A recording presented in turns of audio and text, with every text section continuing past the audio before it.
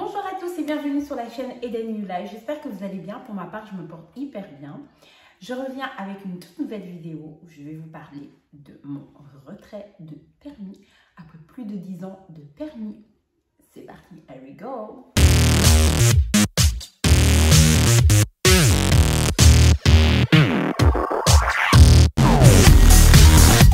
Voilà, alors sans plus tarder, je vais vous expliquer ce qui s'est passé. Donc ça fait plus de 10 ans, donc c'est depuis l'âge de 24 ans et demi que je conduis. J'en ai 41 maintenant, plus de 10 ans, ça fait beaucoup plus de 10 ans. Donc je ne sais plus compter, 16 ans, disons, que j'ai mon permis définitif. Et en fait, apparemment, un jour je conduisais. Je ne sais pas si c'est moi qui conduisais, mais je sais une chose, c'est que la voiture est à mon nom. Donc, apparemment, j'avais des civils derrière moi. J'aurais, je ne sais quoi, dépassé des piétons. Je ne sais pas qu'est-ce que j'aurais fait. Parce qu'il faut savoir que j'habite en région flamande. Attendez, je vous mets droit parce que vous n'êtes pas droit du tout.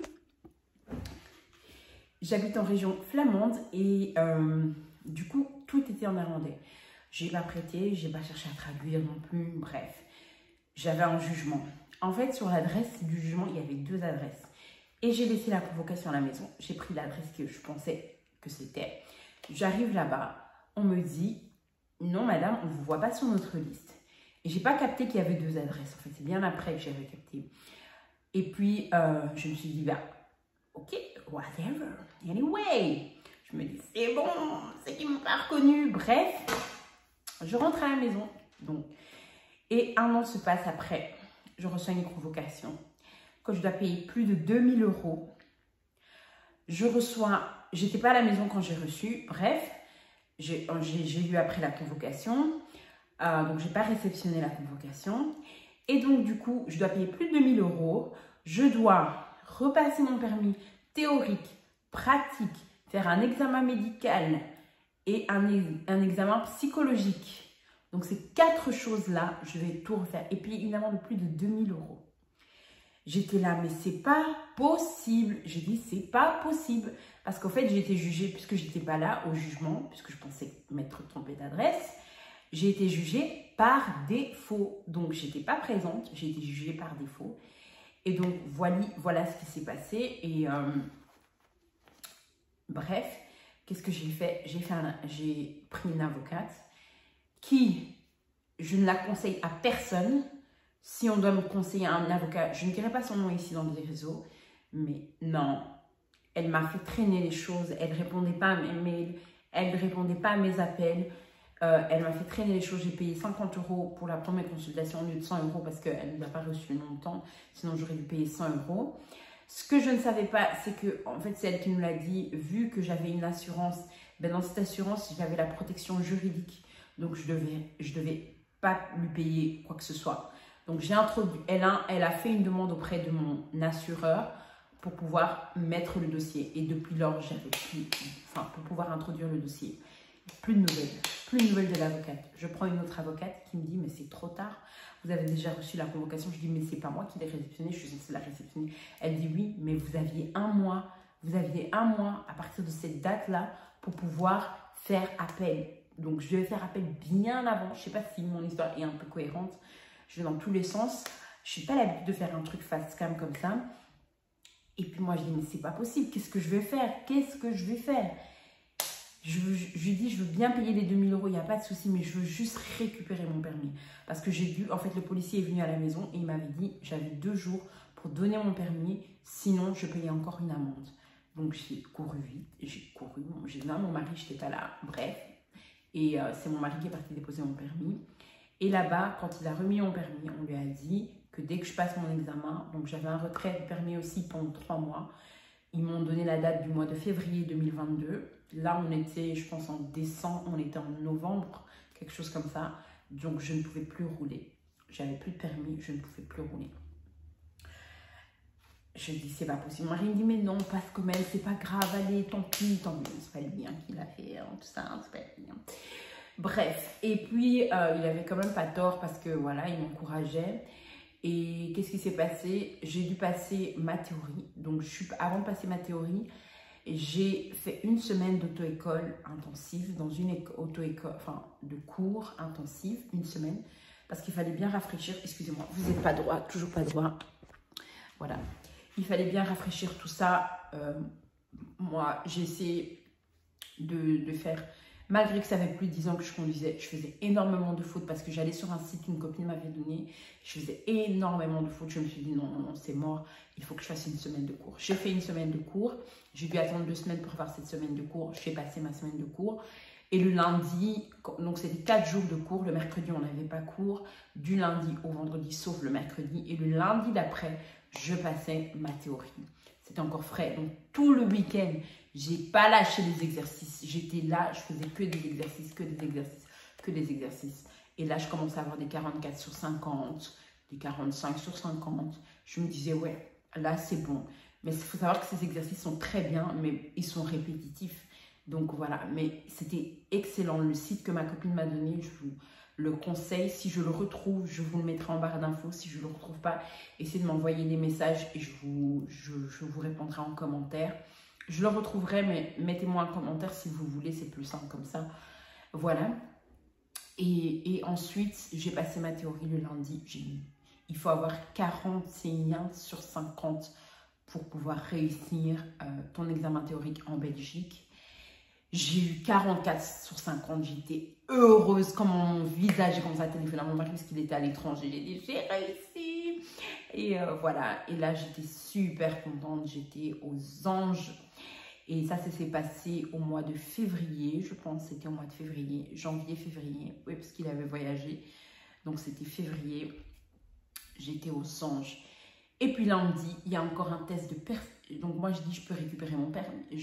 Non, j'ai pas dit, parce que j'avais déjà passé, pardonnez-moi, les tests psychologiques et médicaux. Et en fait, le médecin et la psychologue m'ont dit, mais qu'est-ce que vous faites là, quoi? Parce qu'ils rencontraient des cas, des personnes qui prenaient de la drogue, des personnes qui prenaient de l'alcool. Tout ça, je n'avais pas fait. Ils me disaient, mais qu'est-ce que vous faites là? Ils ont dit, en tout cas, parce que vous n'avez pas été au jugement, ils ont profité, ils vous ont jugé par défaut, ils vous ont mis la totale. Et voilà, et mon rapport, c'était très bien, disant que j'étais apte à conduire. Donc voilà. Et donc, j'ai passé ma théorie. Après ça, j'ai dû passer, il y a un test de perception maintenant en Belgique. Donc, c'est la perception des risques, c'est pouvoir détecter les risques que vous rencontrez sur le chemin. Donc, il y a 2 façons de le passer. Soit tu cliques sur des risques, soit tu observes la vidéo et à la fin, tu as un QCM et tu dois pouvoir dire, voilà, tu as détecté ça comme risque. Et il faut avoir 6 sur 10 pour pouvoir réussir. Et je l'ai raté. J'ai eu 5 sur 10. J'avais la haine. Je voulais pleurer. J'avais la haine. J'ai dû repasser 2 semaines après. Je crois que j'ai passé mon examen de perception des risques. Et là, je l'ai réussi avec 8 sur 10. La première fois que je l'avais raté, il faut dire que j'étais dans un endroit, je ne dis pas que c'est que ça, mais ça me perturbait en fait parce que j'étais près de la porte. Il y avait des allées-venues de personnes qui rentraient, qui sortaient et ça me perturbait. Je n'étais pas concentrée du tout.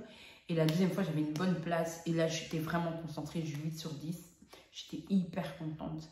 J'ai réussi. Il ne me restait plus que la pratique, les gars.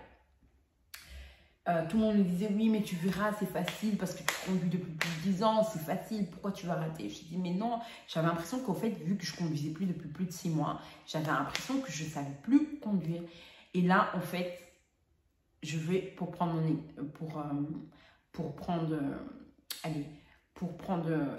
un rendez-vous. Et là, on me dit, il n'y a pas de place avant le mois de juin. On était au mois de février. Il n'y avait pas de place avant le 1er juin. J'étais dégoûtée. Je disais, c'est pas possible. Je ne vais pas attendre aussi longtemps pour avoir mon permis. Qu'est-ce que je vais faire? Et là, est venu le 1er juin. Je n'avais pas le choix. Je devais attendre. J'ai passé mon permis. Je suis partie avec mon mari. En fait, mon mari ne pouvait pas être dans la voiture. Je pouvais être seule. J'ai amené notre voiture. J'avais les papiers en règle, etc. Tous les papiers. Et je n'avais pas besoin de guide parce que je conduisais déjà depuis... voilà. Je n'avais pas besoin de guide, etc. Pas d'auto-école. Juste moi et le moniteur. Et le moniteur, franchement, je suis tombée sur un... Il n'était pas cool du tout. Enfin, il souriait pas. Il n'était pas vraiment... Voilà, pas intéressant du tout. Et en fait, ma première erreur, il faut savoir que sur Bruxelles, quand on conduit, c'est sur 30 maintenant, kilomètres. Et en fait, moi, sur mon tableau de bord de la voiture, il me met le nombre de kilomètres dans une zone.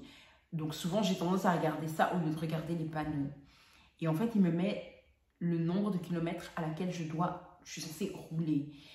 Et là, je voyais 50. Je commence à rouler, puis il me dit, mais madame, ici à Bruxelles, c'est 30, hein, la réglementation. J'étais déjà là, oh là là. Et puis je me suis excusée, j'ai dit, oui, mais en Flandre, ouais, bon, bref, il m'a dit, bon. Bref, on a continué à rouler. Et à un moment donné, il me dit, tournez à gauche. Et je tourne à gauche, mais à ma façon de tourner à gauche, c'est comme si j'étais la seule, c'est comme si j'étais seule sur cette rue, pardon. En fait, j'étais vraiment au milieu et j'ai tourné à gauche. Et il me dit, mais vous savez pas que c'est une rue à double sens? Donc, si une autre voiture venait, je l'empêchais de venir dans cette rue, en fait. Et comme je n'avais pas capté et je n'avais pas vu du tout, et cette rue était tellement bizarre, bref, je me suis dit, oulala, j'ai continué à conduire, Et puis là, est venue la marche arrière. J'ai dû faire une marche arrière, ça s'est bien passé, surtout que j'ai la caméra dans la voiture, donc ça m'a aidé aussi. Mais je regardais derrière, je lui montrais que je regardais mes rétros et tout ça, et je me suis tournée, etc. Donc voilà, et puis est venu, il me dit à un moment donné, on était sur un rond-point, il me dit, prenez la rue de l'autobus. Je vois pas d'autobus. Je regarde chez monsieur Choix. Et on a refait le rond-point parce que je ne l'ai pas vu. Il me dit l'arrêt de l'autobus. Et en fait, c'était un arrêt où il y avait l'autobus. Il n'y avait pas d'autobus, mais il y avait un arrêt d'autobus. Mais franchement, je ne l'avais vraiment pas vu. Et c'est ça aussi mon défaut quand je conduis et que je ne connais pas des rues. J'ai tendance à ne pas voir ce qui est en face de moi. Je ne sais pas si ça vous arrive. Laissez un commentaire si vous voyez de quoi je veux parler. Et là, j'ai pris la rue. Et puis, on arrive au centre d'examen. On retourne dans le centre d'examen. Et là, il me dit, oui, vous roulez à 50, alors que c'était 30. Il me dit, une rue à deux sens, faites attention. Et puis, il me dit, voilà, cette fois-ci, je vais être clément. Mais sachez que pour la deuxième fois, quand on vous retirera votre permis, on sera moins clément. C'est ce qu'il m'a dit, bref. Et là, il me dit, je vais envoyer, parce que, en fait, moi, je pensais que c'était bon, je passe ma pratique. Je retourne là où j'ai déposé mon permis de conduire, là où mon mari a déposé mon permis de conduire, et c'est bon, on me redonne mon permis. Et là, il me dit, je vais envoyer au parquet, donc le palais de justice, vos résultats, et puis voilà, et puis il va reprendre mon contact avec vous. C'est ce qu'il me dit en sortant de là. J'ai dit, ok, je vais pour signer des papiers et tout ça, il me dit rien.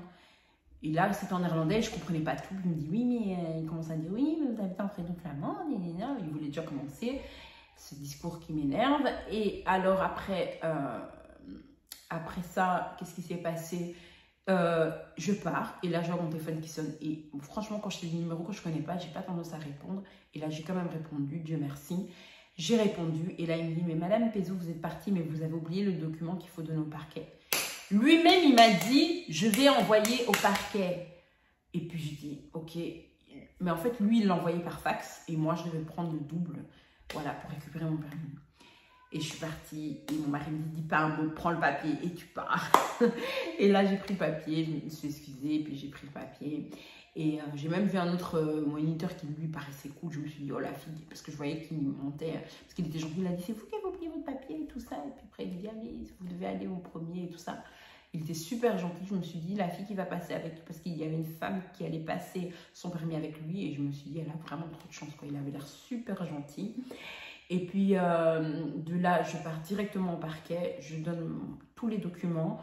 Donc, questionnaire médical, questionnaire psychologique, théorie, perception des risques et la pratique. Et là, elle me rend directement au permis. J'ai soufflé devant les cheveux. Oh, elle a même rigolé, tout ça. Et j'ai récupéré mon permis. Je ne le souhaite à personne, ce retrait de permis. Je le souhaite à personne. Après plus de 10 ans, donc 15 ans, si vous voulez, j'ai eu un retrait de permis. C'était même plus un retrait de permis, comment on appelle ça? Une déchéance de permis. C'était une déchéance de permis. Donc, j'ai eu le retrait de 3 mois. Et pendant ces 3 mois-là, j'étais censée faire tout ce que je devais faire, toutes les perceptions de risque, pratiques, etc. Et je ne pouvais pas conduire, même si j'avais réussi tout avant les 3 mois, je n'aurais pas pu conduire parce qu'il y avait un retrait de permis pendant 3 mois. Et donc, voilà, j'ai eu une déchéance de permis. Et je le souhaite à personne, vraiment, surtout quand vous savez déjà conduire et que vous êtes là. Chaque fois que je voyais quelqu'un au volant, j'étais là, j'ai envie de rouler, purée, j'ai envie de rouler, j'ai envie de rouler. Mais je ne pouvais pas. Voilà, c'était ma story time. C'est la première fois que je fais une story time sur la chaîne Eden New Life. J'espère que ça vous a plu. Je vous demande, je sais pas pourquoi je vais le dire, je vous demande, je vous supplie. Non mais c'est vrai quoi, abonnez-vous à la chaîne Eden New Life. Et voilà, sinon, le fil d'actualité sur la chaîne, ce sera beaucoup de hauls Shein et de temps en temps des vlogs. Parce que je compte sortir un vlog spécialement pour ma perte de poids. Et donc, voilà, j'ai pas encore perdu du poids, donc j'ai perdu que quelques grammes, mais c'est pas suffisant pour en parler maintenant. Mais j'en parlerai. Donc voilà, je vous fais de gros bisous, abonne-toi.